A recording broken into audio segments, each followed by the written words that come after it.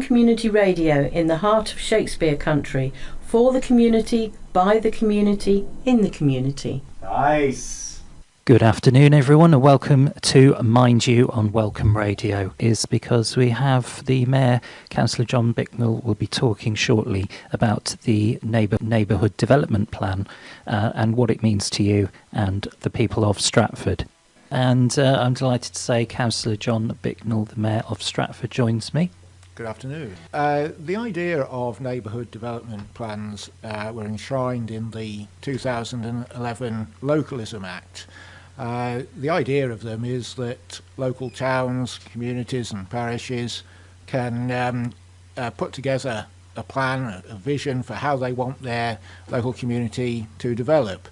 And then if they're passed, then the district council has to take them into account when determining planning applications.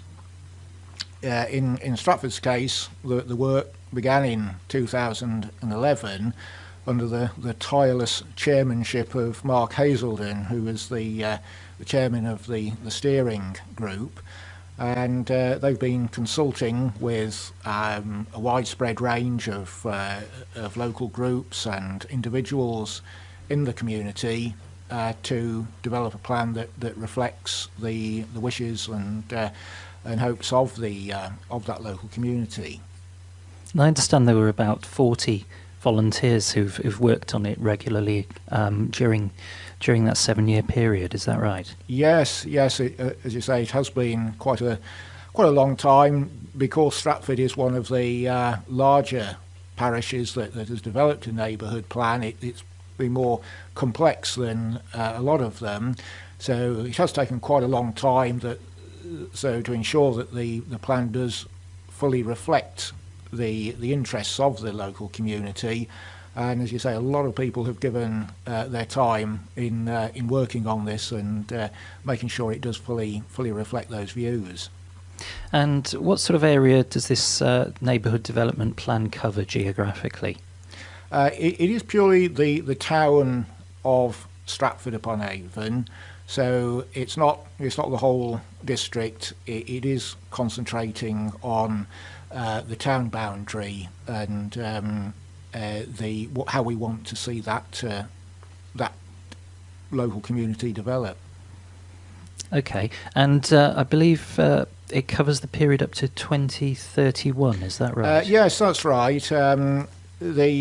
As I say, the Localism Act, which goes back to 2011, it covers a 20-year period up to 2031. So the plan forms a basis for the vision for how the group would like to see the town developing over that period.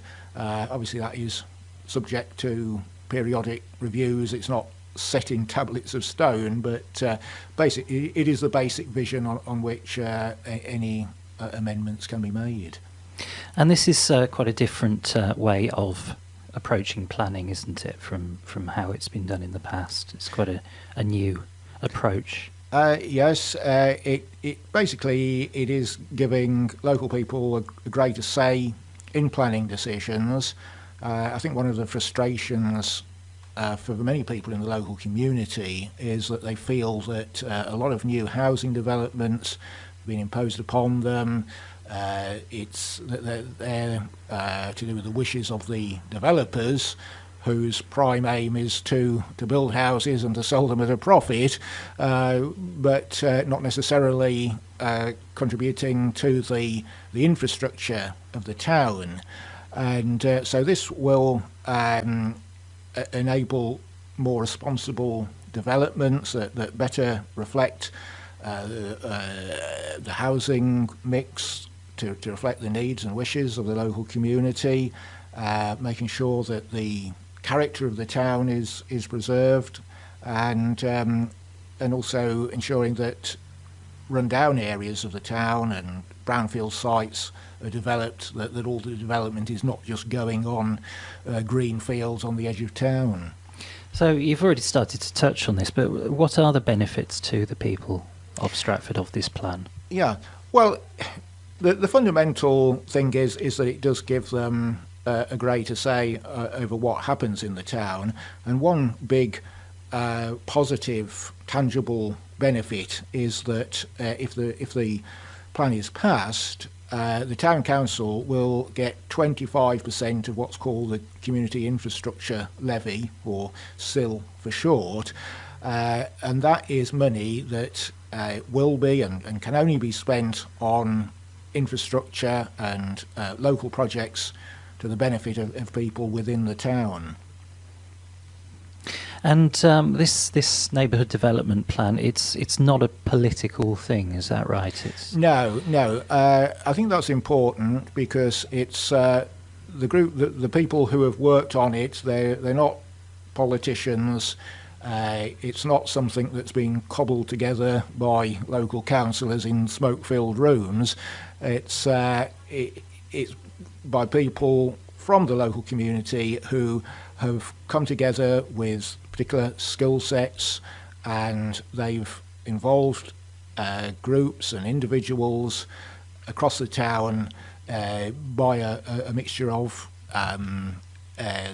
consultation processes and public meetings, so that it's genuinely reflecting what local people want and how they want to see the town develop. And this plan it has 7 major parts to it, doesn't it? Yes.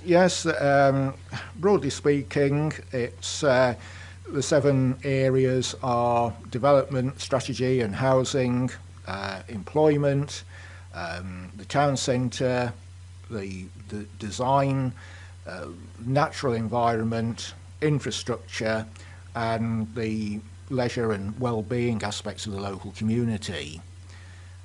So in all those ways, they're seeking to enhance the town and making sure that any developments do take account of these factors. So can you give us some examples of some of the projects that are included in this plan? Maybe something around, I believe there's something around green infrastructure, is that right? Yes.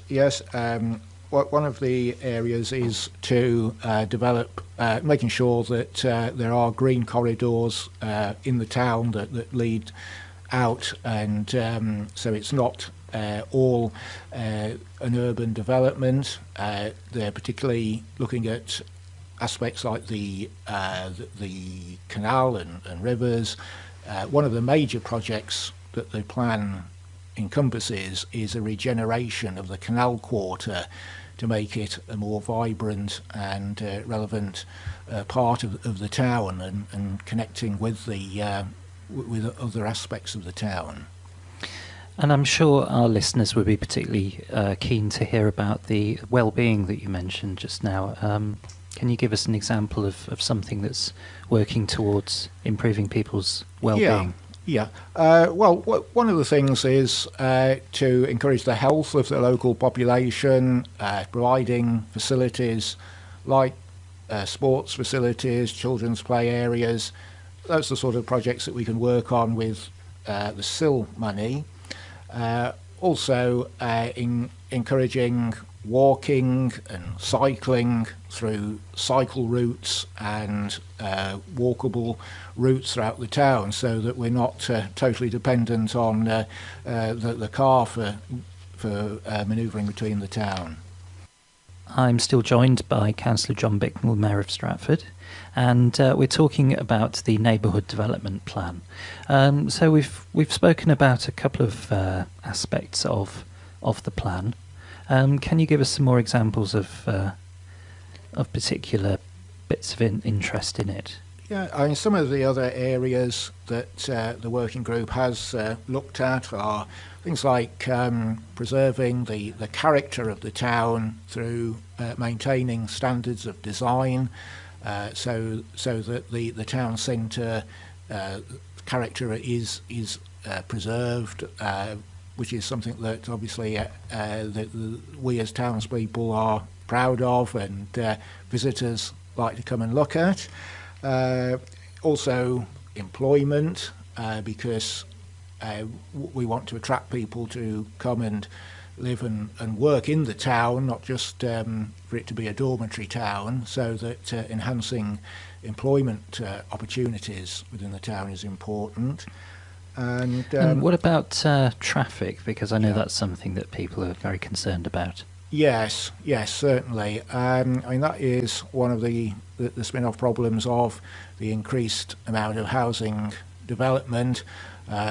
Stratford is a popular town. People want to come and move here and live here, but it's a victim of its own success in that all that extra housing development does put pressure on local infrastructure, the congestion of the road network, pressure on schools and medical facilities. I mean, one thing is, if the neighbourhood plan is passed, then when future planning applications come up, then aspects of the infrastructure and providing a proper infrastructure that will support those developments will have to be taken into account. Plus, of course, the SIL money can be used on local infrastructure projects as well. So, for you, if this plan works, how would that look? How would you know that it's been successful? Well, I think a measure of the success will be to see that how local schemes can be put into effect, so that the local environment can be improved, to see that developments will fully respect and reflect the Neighbourhood Development Plan, and hopefully that there'll be a real sense that the community of Stratford-upon-Avon is developed in line with local wishes and respect local wishes, rather than a sense that it's being either led by the developers or by district councillors, not all of whom live or are based in the town. So, why would you say people should vote? What are the main reasons why people should vote for this plan? Well, I would encourage people to read the summary brochure that has come through people's doors this week. If they do have any questions, there's a number of contact numbers that they can, if they've got any unresolved questions, they can ask those people. Although for it to go through, all it requires is a simple majority. I think the higher the number of people come out, the higher the turnout, that will give it a greater credibility. And fundamentally, it's your town, so have your say. Just in case there's anyone that hasn't had one of these through their doors, or maybe they've lost it and want to access this information, is there anywhere else they can go to get this information? Yes, well, certainly all the information is available at the town hall, the summary sheets, etc. There is a fuller brochure. It runs through about 163 pages. I've got it here with me, but that's it's quite a lot of intensive reading. But people may, if they want to, have a look at the comprehensive brochure, or if they have any specific concerns over a particular matter, then they can go into that in more detail with the people who are experts. Mike Flowers is running the campaign. Mark Hazelden is the chairman of the steering group, and people like that can answer in much more detail on if there's a really specific concern that the people may have. Is there maybe any information online that people can access? Yes, there's a website. Let's see. I'm just trying to look that up, and then I can give that to you. The website is www.stratford-tc.gov.uk /neighbourhood-plan, or www.ourstratford.org.uk. So those are the websites to look at if you wanted to have a look online. And one thing that we've not actually mentioned is when this vote is happening. Yes, we should remind people of the date. It's the 29th of November. Those who have registered for postal votes will have had that already. Some may already have voted, but for those voting in person, it will be the 29th of November. So that's 2 weeks today. 2 weeks today. There have been a few misconceptions around this plan and the vote itself. I mean, we mentioned earlier about people thinking that it's a political instrument, whereas it's been put together actually by independent volunteers. Yes, that's an important point for people to be aware of, that it's not something being imposed upon them by politicians. It's an independent body that has worked very hard over a number of years to reflect the wishes of the local community. I think another perhaps misconception, it's a bit of an unfortunate name, Neighbourhood Development Plan. People have been thinking that it's a way of increasing development in the town. It's not to do with that. Obviously, we have to be consistent with the core strategy of the district council, and so that although there will still be housing development within the town, this is a way of managing it, making sure that that development engages with the local community and has a proper infrastructure to support it. And any other misconceptions that you'd like to talk about? Well, obviously, if anyone does have concerns, then they can raise them. But I think one thing I would like to perhaps repeat again is that about the community infrastructure levy, because that's a levy that's applied to developers that they will have to pay, and 25% of that levy will come directly to the town council to be spent on local projects within the town, not elsewhere in the district. So that is one big advantage that will enable the town council to directly control local development projects which they haven't had access to in the past. And I suppose people would probably want to know what happens if the plan is not voted for. That's a good question.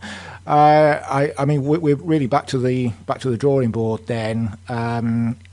If it's rejected, then it fails, and a new plan would have to be drawn up. But it's taken 7.5 years of detailed planning and consultation and a great deal of work. So I think it'd be a great shame if it does fail at this vital, critical stage.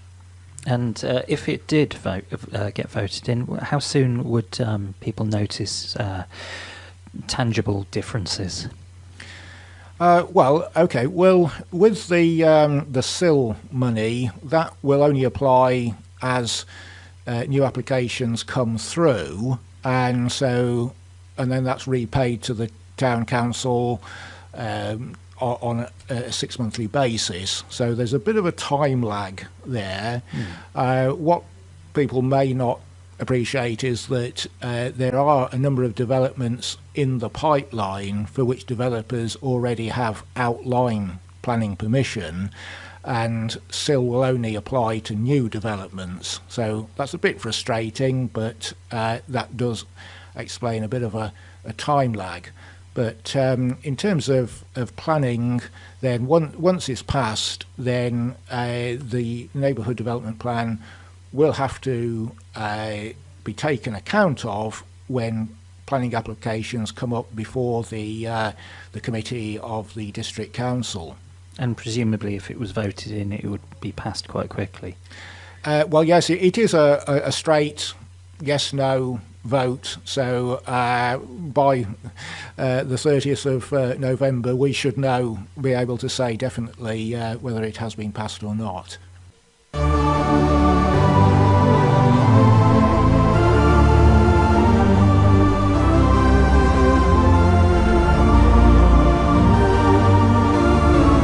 Mind you on Welcome Radio. Welcome Community Radio in the heart of Shakespeare country, for the community, by the community, in the community. Nice.